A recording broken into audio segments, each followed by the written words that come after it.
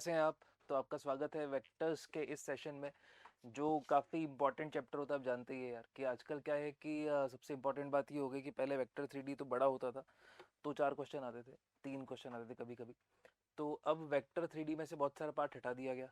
3D का जो अपने पास में ऑलरेडी एक अलग से वीडियो आएगा, तो वो दो दो करीबन आप मान सकते हैं कि 2 क्वेश्चन इधर से 2 क्वेश्चन इधर से। तो वेक्टर में बचा क्या?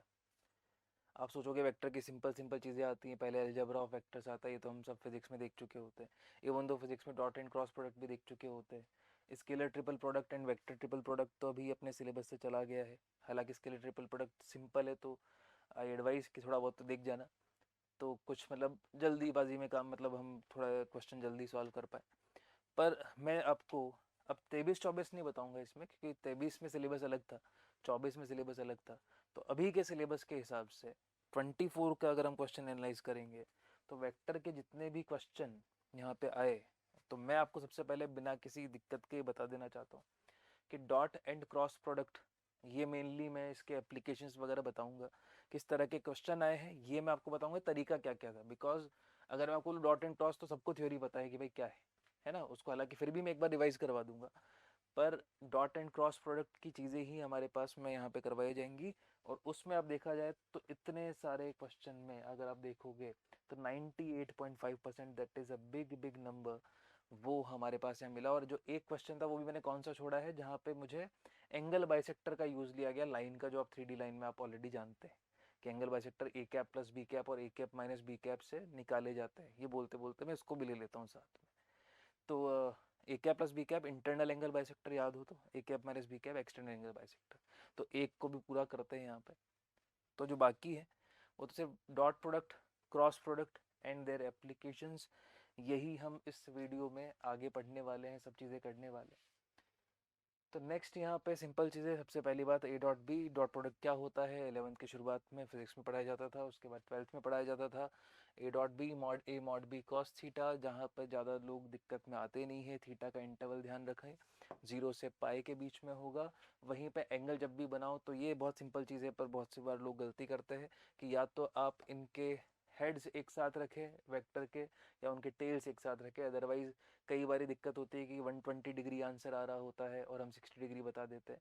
तो वो प्रॉब्लम हमारे पास ना रहे, या तो उनके हेड को या फिर टेल को, जैसा इन फिगर्स में बताया गया है, वैसे मैच करवा के ही उनका एंगल हम निकालेंगे। ठीक है, एंगल निकालना बड़ा सिंपल है। कॉस थीटा आप निकालोगे, तो एंगल निकालने के लिए हम क्या करते हैं, जो भी दो वेक्टर हमने पकड़े, या 3D में दो डी आर्स हमने पकड़े, उनका डॉट हमने लिया ए डॉट बी, और उनके मैग्नीट्यूड का डिवाइड मार दिया। यही तो चीजें हमने यहाँ पे देखी थी। नेक्स्ट काम आता है a dot b mod b cos theta था। थीटा जो है एक्यूट एंगल अगर होता है, तो आपको समझ में आएगा कि यार कॉस थीटा पॉजिटिव होगा तो ए डॉट बी पॉजिटिव होगा। तो जब भी एक्यूट आएगा तो ए डॉट बी खुलेआम पॉजिटिव करेंगे। यहीं पे अगर एक ऑब्ट्यूज एंगल बनता है, तो ए डॉट बी जो होगा वो नेगेटिव हमारे पास में आएगा। कुछ चीज़ें सिंपल है, a dot A mod A square, कभी ऐसा भी लिखते हैं, कंफ्यूज मत होना। कम्यूटेटिव वगैरह डिस्ट्रीब्यूटिव होता है। ए डॉट बी जीरो हो गया, इसका मतलब अगर ए बी अगर नॉन जीरो वेक्टर है, तो हम बोलेंगे कि ए और बी परपेंडिकुलर है। डायरेक्टली परपेंडिकुलर मत बोलना, ए और बी जीरो भी तो हो सकता है वेक्टर, तो उसका भी ध्यान देना। बाकी ये सब चीज़ें अपन बचपन से जान ही रहे होते हैं, तो सिर्फ आप एक बार अपनी नज़र घुमाने के लिए चीज़ें हैं। तो projection of a vector on b vector, projection के भी काफ़ी कुछ क्वेश्चन देखे गए थे 2024 में। सिंपल सी बात है कि किसी भी वेक्टर में अगर आपको प्रोजेक्शन लेना है, तो प्रोजेक्शन का मुझे मैग्नीट्यूड मिलेगा, ध्यान देना यहाँ पे है ना। आपको वेक्टर नहीं मिलता है, तो प्रोजेक्शन का मैग्नीट्यूड मिलता है। तो अगर मान लो मेरे पास जैसे ये ए वेक्टर है ना, ये ए वेक्टर हमने बनाया, उसका मुझे प्रोजेक्शन लेना है बी वेक्टर के डायरेक्शन में। तो मुझे एक्चुअल में क्या चाहिए होता है, अगर ये एंगल थीटा है, तो मुझे तो ये चाहिए होता है ना, मुझे तो मॉड ए कॉस थीटा चाहिए होता है, हॉरिजॉन्टल कंपोनेंट। तो अगर वो तो हमें चाहिए, तो हम यहाँ पे क्या करते हैं, इस मॉड बी कॉस थीटा को, जो हमारे पास यहाँ आता है, मॉड ए कॉस थीटा चाहिए, मॉड बी को डिवाइड मार देते हैं। तो a dot b divide by mod b. तो कुछ लोग हम तो सिंपल ऐसा बोलते हैं कि जिस भी डायरेक्शन में, या जिस भी वेक्टर के डायरेक्शन में आपको प्रोजेक्शन निकालना है, उसमें आप क्या करते हो, उस वेक्टर का जिसका प्रोजेक्शन आपको निकालना है, उसका जिस डायरेक्शन में आपको प्रोजेक्शन निकालना है, उसके कैप से, उसके कैप से आप उसे डॉट कर देते हो। तो A vector dot B cap आपको मिल जाता है अगर आप प्रोजेक्शन निकालते हैं तो, पर ये सिर्फ उसका मैग्नीट्यूड मिलेगा। If you want to give direction of this तो आपको बी कैप का डायरेक्शन अलग से देना पड़ेगा। कैसे? ये ए डॉट बी कैप तो उसका मैग्नीट्यूड हो गया और ये हुई डायरेक्शन उसकी, that is your horizontal component. उस चीज़ का आप ध्यान रखें। और अगर आप यहाँ पे जैसे ये ए हो गया, अगर ए वेक्टर का मैं हॉरिजॉन्टल कंपोनेंट लूंगा तो ए डॉट बी कैप इस डायरेक्शन में आएगा। आपको वर्टिकल चाहिए तो सिंपल सी बात है, यहाँ पे आप ट्राइंगल लॉ लगा दो तो वर्टिकल कंपोनेंट जो मिलेगा या ए वेक्टर का प्रोजेक्शन इन द वर्टिकल, यानी कि आप बी वेक्टर के परपेंडिकुलर डायरेक्शन में अगर आप उसका प्रोजेक्शन लोगे तो वो आपको मिलेगा A vector minus A dot B cap. इस चीज़ का हम ध्यान रखें। नेक्स्ट आता था cross product A cross B, that is called vector product also. तो इसमें जो आपका रिजल्टेंट होता था वेक्टर मिलता था, तो ए वेक्टर बी वेक्टर था, यहाँ पे mod a mod b sin theta n cap. You already know कि ए क्रॉस बी आप राइट हैंड रूल से बताते हैं।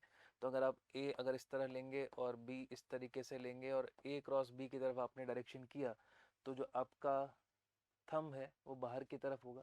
हालांकि ज़्यादा इन्फॉर्मेशन जो है ज़रूरत होती पड़ती है हमें फिजिक्स में, पर फिर भी डायरेक्शन बताने के लिए मेन बात क्या होगा कि वो ए और बी के प्लेन के परपेंडिकुलर एक वेक्टर हमें मिलेगा कुछ इस तरीके से।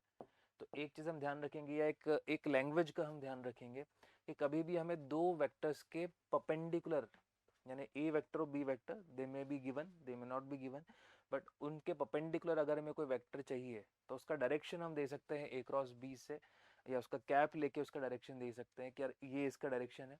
अब आप मैग्नीट्यूड बता दो तो उसका वेक्टर बता दे। तो इस तरीके से ए क्रॉस बी या बी क्रॉस ए, है ना, बी क्रॉस ए अलग डायरेक्शन में आएगा, अंदर जाती हुई डायरेक्शन में आएगा कि बी क्रॉस आप इधर लोगे तो ये थंब अंदर की तरफ मूव करेगा। तो ये हमें पता है कि ए क्रॉस बी क्रॉस ए जो होते हैं एक दूसरे के नेगेटिव होते हैं, हालांकि फिर भी हम उसको एक बार रिवाइज करने बैठेंगे तो पूरा कर देंगे।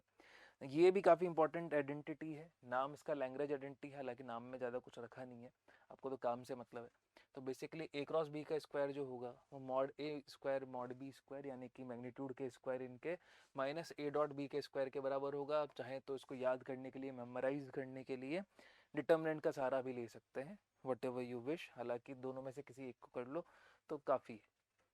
दूसरी तरफ ए क्रॉस बी अगर जीरो है तो A vector B vector zero vector हो सकता है। साथ ही साथ ये भी हो सकता है कि दोनों सेम डायरेक्शन में हो, पैरेलल हो, या फिर कोलिनियर भी बोला जा सकता है, क्योंकि हमारे केस में जो हम फ्री वेक्टर की बात करते हैं तो हम कोलिनियर और पैरेलल हम एक दूसरे में कभी भी यूज़ कर सकते हैं, कभी पैरेलल कभी कोलिनियर हम यूज़ कर सकते हैं इसमें। और इसे लिखा किस तरीके से जाता है ये भी हमेशा ध्यान रखें कि a vector can be given या represented in terms of b vector, उसमें हमने के का कोई स्केलर का जो रियल नंबर होगा उसका मल्टीप्लाई करके लिखते हैं। वहीं पे ये चीज़ हमने कुछ चीज़ें दिखा रखी हैं जो पता ही होगी हमें, ए क्रॉस बी प्लस ए क्रॉस सी डिस्ट्रीब्यूटिव वगैरह होता है, ये रूल हमें बहुत पहले से पता है। ए क्रॉस बी करते कैसे वेक्टर को ये भी हमें पता है बहुत पहले से कि डिटर्मिनेंट लेंगे आई जे के लिखेंगे, इन्हीं के रोज में बना के लिखेंगे, सॉल्व करेंगे डिटर्मिनेंट को, ये सब हमें पता है। ए क्रॉस बी एक्चुअल में हमें देता क्या है, ये चीज़ पे भी देखो 2-3 क्वेश्चन आपको मिल जाएंगे पीवाई क्यूज में, है ना, 2024 की बात मैं कर रहा हूँ। तो वो फ्री के क्वेश्चन थे, फटाफट उनको निकाल के हमें ध्यान करना था, तो उसमें हम कभी कंफ्यूज ना हो, है ना। तो अगर पैरेललोग्राम दे रखा है मुझे, उसके एडजेसेंट साइड्स के वेक्टर दे रखे कि ए है और बी है, तो ए क्रॉस बी मुझे एरिया ऑफ पैरेललोग्राम बताता था। वहीं पे अगर मुझे कोई क्वाड्रिलेटरल चाहिए, है ना, एक मिनट, हाँ, वहीं पे क्वाड्रिलेटरल वाला ये रहा देखो, इसी के साथ बात कर ही रहे तो area of any quadrilateral whose diagonals are given as d1 vector and d2 vector, it is half of d1 cross d2, बस इतना ध्यान रखना कि हाफ होता है। और इसमें आप किसी भी क्वाड्रिलेटरल का आप एरिया निकाल सकते हैं including parallelogram. Half of d1 cross d2 मुझे डायगोनल के वेक्टर्स चाहिए यहाँ पे। वहीं पे जो भी मैं बात कर रहा था कि अगर आपको यूनिट वेक्टर चाहिए जो दो वेक्टर ए वेक्टर और बी वेक्टर के प्लेन के परपेंडिकुलर हो, तो वो ए क्रॉस बी अपॉन मॉड ए क्रॉस बी मिलेगा। तो प्लेन नाम बोलते तो घबरा मत जाना, है ना, कि ये तो सिलेबस में था नहीं, तो वो तो इतना तो हमें ध्यान देना चाहिए कि यार ए बी के प्लेन के परपेंडिकुलर मतलब ए और बी के दोनों के परपेंडिकुलर अगर वेक्टर मुझसे पूछा जाएगा तो ऐसा कुछ हमें मिलेगा। आर मैग्नीट्यूड चाहिए तो आर मैग्नीट्यूड का मल्टीप्लाई कर दिया हमने।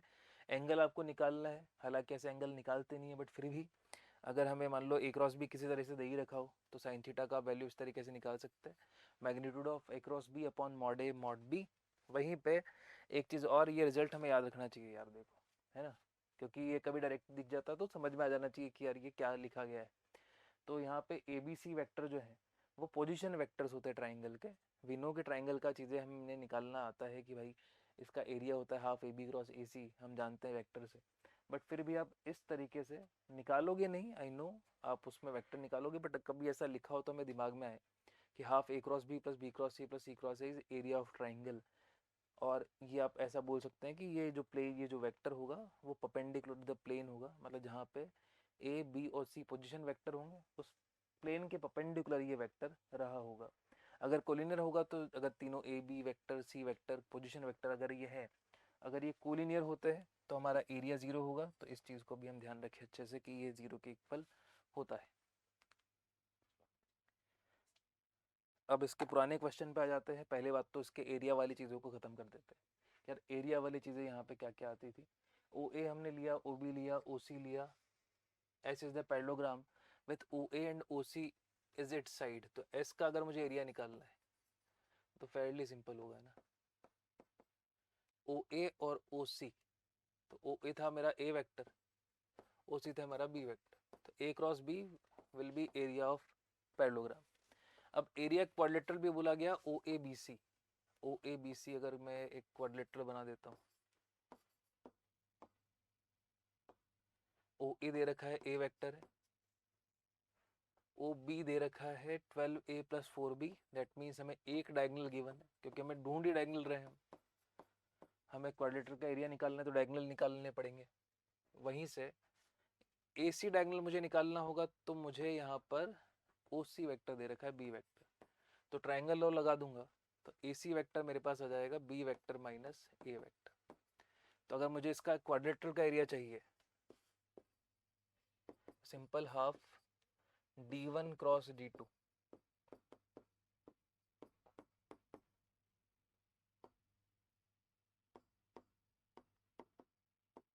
इस तरीके से हमने क्रॉस करवा दिया इसको। जैसे ही हमने क्रॉस करवाया तो यहाँ से हमारे पास टोटल देखेंगे 12 ए क्रॉस बी मिलेगा, यहाँ से बी क्रॉस बी जीरो हो गया, यहाँ से माइनस का 4 बी क्रॉस ए मिलेगा। इसको उल्टा करोगे तो प्लस का 4 आ जाएगा ए क्रॉस बी, तो टोटल मिल जाएगा ये 8 ए क्रॉस बी। इन दोनों का डिवाइडेशन पूछा है तो आंसर आ गया 8, फर्स्ट ऑप्शन। तो बहुत सिंपल ही क्वेश्चन है और ये सारे 2024 के ही क्वेश्चन है ना, पीवाई क्यू से यू कैन चेक। नेक्स्ट हमारे पास ए वेक्टर है, बी वेक्टर गिवन है। अब इसमें जो भी गिवन करा है ना, मैं इसकी बातें समझनी है, जान से सुननी है, और क्या क्या हम कर सकते हैं वो देखो। आप दो वेक्टर दिए हैं, मॉड ए दिया है, मैग्नीट्यूड मुझे पता है, ए डॉट बी मुझे दिया है, मॉड बी दिया है, सी वेक्टर भी दिया है ना। एंगल बिटवीन बी वेक्टर और सी वेक्टर के बीच में एंगल पूछा है। अब अगर मुझे एंगल चाहिए तो आप तो ये समझो कि मुझे एंगल चाहिए, तो और कॉज इनवर्स में भी दे रखा है तो कॉस थीटा का फॉर्मूला लगना ही लगना है। तो मुझे बी डॉट सी चाहिए पड़ेगा, मुझे मॉड बी मॉड सी चाहिए होगा। मॉड सी मुझे पता नहीं है, निकालना पड़ेगा, मॉड बी मुझे दे रखा है, बी डॉट सी मुझे निकालना पड़ेगा। तो ये सब चीज़ें हमें निकालनी है। अब उसके लिए क्या क्या हमें इंतज़ाम करने पड़ते हैं वो देखो आप। तो सबसे पहले सी वेक्टर था, 2a क्रॉस बी है। अब ये हमें समझ में आ गया देखो कि ये वाला वेक्टर ए के भी परपेंडिकुलर है, बी के भी परपेंडिकुलर है, तो मैं ए के साथ डॉट करूँ तो भी जीरो होगा, बी के साथ डॉट करूँ तो भी जीरो होगा। तो अगर मैंने ए के साथ डॉट कर दिया इसे तो ए डॉट सी ये जीरो हो जाएगा, -3 ए डॉट बी हमें मिलेगा। तो ए डॉट बी का वैल्यू मुझे दे रखा है, ये वैल्यू था 2, तो अगर मैं यहाँ रखता हूँ तो ये -6 बन जाता है। तो ए डॉट सी का मुझे वैल्यू मिल रहा है -6 है, एक तो ये मिल गया। इसी में मैंने बी का डॉट कर लिया है ना, वो तो अपनी मर्जी कैसे भी डॉट करें हम। तो बी डॉट सी करेंगे, आज भी वही फ़ायदा मिलेगा, ये ज़ीरो हो जाएगा, -3 मॉड बी स्क्वायर मुझे मिलेगा।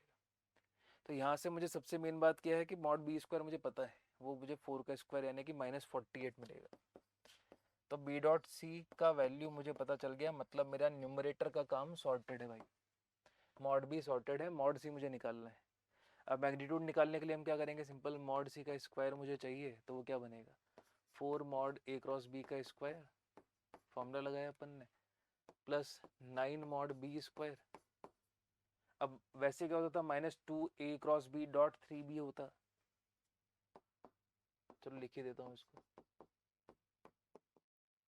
और डॉट लेंगे तो ये 0 हो जाएगा, तो इसका तो काम ही खत्म। अब आता है a×b का स्क्वायर, वो तुम्हारे पास दे नहीं रखा, a.b दे रखा है। यहाँ पे हम लैग्रेंज आइडेंटिटी का इस्तेमाल कर देंगे, तो वो हमें क्या मिलेगा, 4 mod a square mod b square. तो मॉड a स्क्वायर कितना है भैया, 1, मॉड b स्क्वायर हो गया 16, माइनस a.b का स्क्वायर, a.b कितना था, 2 का स्क्वायर हो गया 4, प्लस 9 मॉड b स्क्वायर कितना था, 16। ये लो भैया, मॉड c का वैल्यू भी आ गया, उसको भी पुट कर दिया, तो हमारा cos थीटा का वैल्यू मिल जाएगा सिंपल से तरीके से। हालांकि हमारा b डॉट सी काम में नहीं आया है ना इस बात, सॉरी b डॉट सी क्या, a डॉट सी काम में नहीं आया, इसका दुख है, तो इसका हमें कोई खास जरूरत थी नहीं। अगली जगह जाएंगे, पोजीशन वेक्टर्स दिए है ना, opposite vertices of a parallelogram ABCD, if the diagonal BD vector is given, the area of parallelogram is equal to what? Diagonal आपको दिया है, और A और C भी देखो डायगोनल ही है ना, अगर आप ऐसे पैरेललोग्राम बना लेते हो, तो एक तो आपको BD डायगोनल दिया है, AC आप निकाल सकते हो ना, इसमें कोई बड़ा काम नहीं है। ये 2 3 5 था, ये -3 4 -2 था, तो अगर मैं AC वेक्टर निकाल भी लूँ तो कोई बड़ा डील है नहीं है ना, AC वेक्टर CA वेक्टर जो आपको निकालना है निकालो। तो it is -5 I cap plus J cap, it is -7 K cap. तो आपका AC आ गया, BD आपको पता ही है ना, दे रखा है हमें, तो आप करोगे क्या, AC cross BD, half magnitude लिया, half D1 cross D2, any quadrilateral का एरिया, हमें एरिया पूछा है तो वो हम निकाल के बता देंगे। अगला क्वेश्चन इसी तरीके से, A वेक्टर दिया है,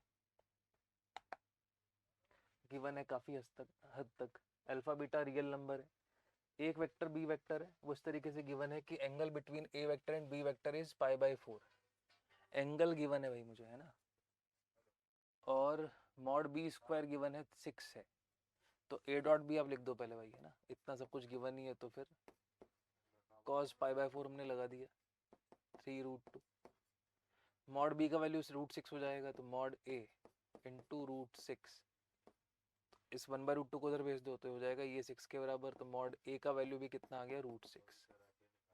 तो मैग्नीट्यूड ऑफ a तो निकाल लिया भाई हमने।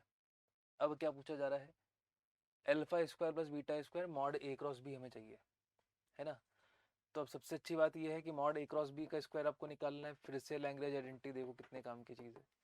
उसके लिए आप क्या लिखोगे, mod a square mod b square minus a.b का होल स्क्वायर, इसका वैल्यू पता 6, इसका वैल्यू पता 6, माइनस a.b का वैल्यू 3√2 का स्क्वायर 18, तो ये 18 बना भाई मॉड a×b का वैल्यू। अब हमें alpha square plus beta square चाहिए, वो क्या थे, वो यहाँ से मिलेंगे आपको, तो सिर्फ मैनिपुलेशन की चीज़ है भाई।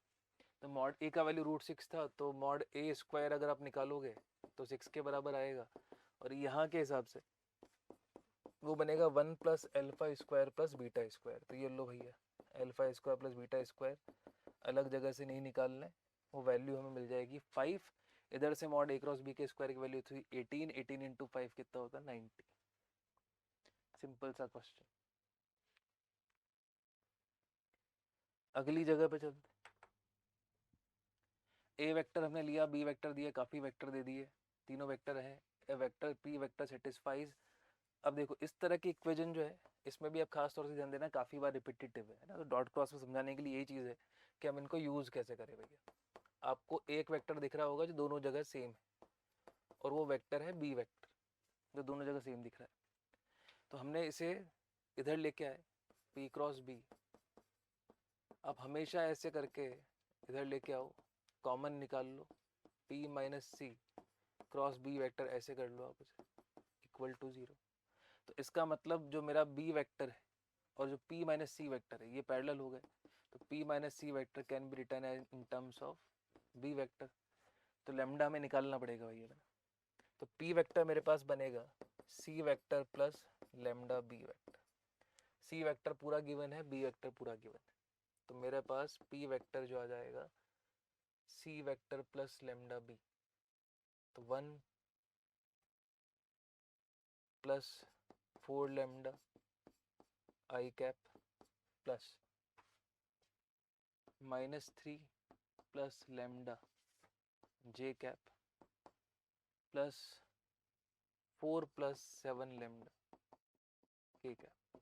तो पूरा पूरा वेक्टर आप देख रहे होंगे सिर्फ लेमडा पे डिपेंडेंट है ना। और बाद में मुझे बस P dot I minus J plus के करना है। उसको निकालने के लिए मुझे पी डॉट ए 0 भी दे रखा है, तो सिंपल मैं पी का ए के साथ डॉट लूंगा और 0 करूंगा। तो 3 times of 1 plus 4 lambda plus 1 times of -3 plus lambda plus, sorry minus है भैया, -2 टाइम्स ऑफ 4 प्लस 7 लेमडा, उठा के किया 0। लेमडा की वैल्यू आ गई तो पी वेक्टर मेरे पास में पूरा पूरा आ गया। और अगर पी वेक्टर मेरे पास में आ गया तो किसी भी वेक्टर का डॉट निकाल के तो हम काम कर ही सकते हैं। तो सिर्फ लेंथ को बढ़ाने के लिए ये एक्स्ट्रा चीज़ दे दी, एक इजी क्वेश्चन को छुपा लिया गया लेंथ के पीछे। तो अब इससे आगे बढ़ते हैं। नेक्स्ट वाला क्वेश्चन अगर देखेंगे तो इसमें हमारे पास A vector B vector given है, A plus B A minus B mutually perpendicular दिया है। तो डॉट प्रोडक्ट के हिसाब से म्यूचुअली परपेंडिकुलर क्या होता है कि A plus B dot A minus B हमारे पास 0 होगा। सॉल्व किया तो mod A square minus mod B square 0 होगा।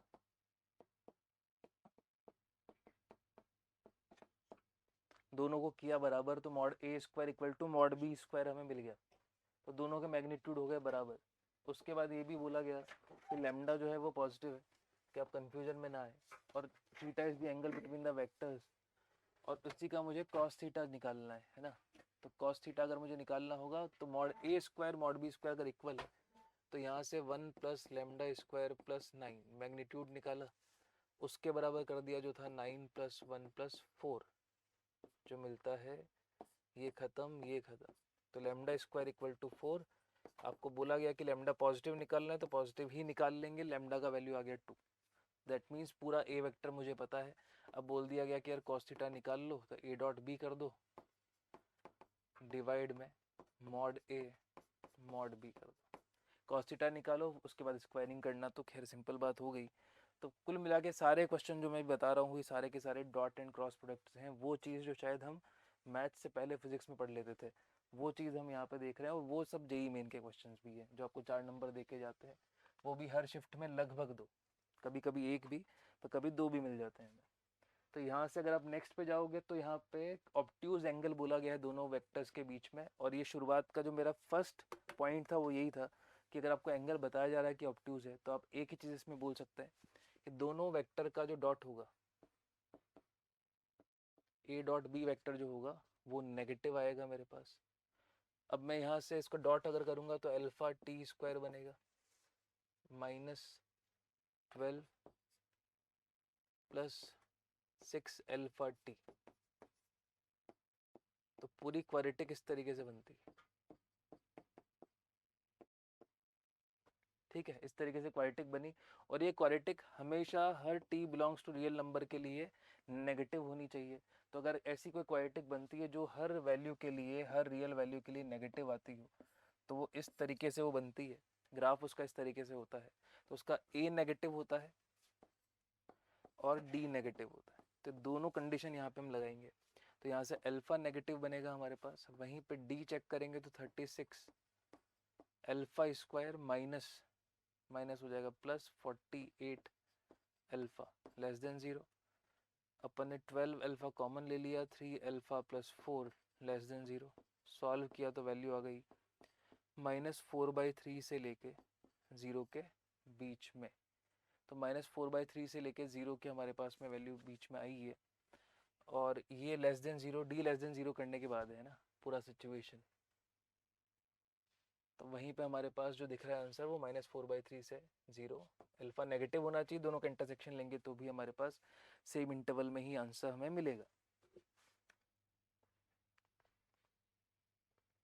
अगला वाला क्वेश्चन, इसमें भी देखो आप एक चीज़ वापस से नोट करोगे तो जो खास इक्वेशन की बात हो रही थी वो यहाँ पे भी है, सी दोनों में सेम है, तो आप इधर लेके आओ